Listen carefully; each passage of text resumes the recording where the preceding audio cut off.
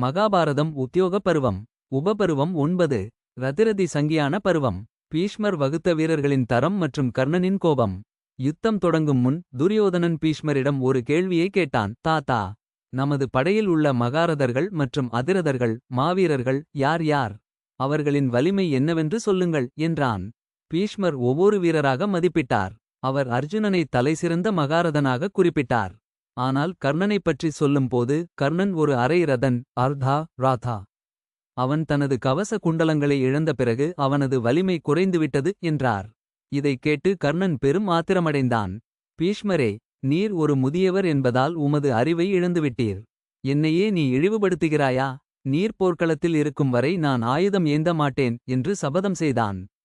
துரியோதனன் இருவருக்கும் இடையே சமாதானம் செய்ய முயன்றான், ஆனால் முடியவில்லை. இதனால் கர்ணன் முதல் 10 நாள் போரில் பங்கேற்கவில்லை. இது கௌரவப் படைக்கு ஒரு பெரிய இழப்பாக அமைந்தது. கர்ணனின் கோபம் பாண்டவர்களுக்கு சாதகமாக மாறியது.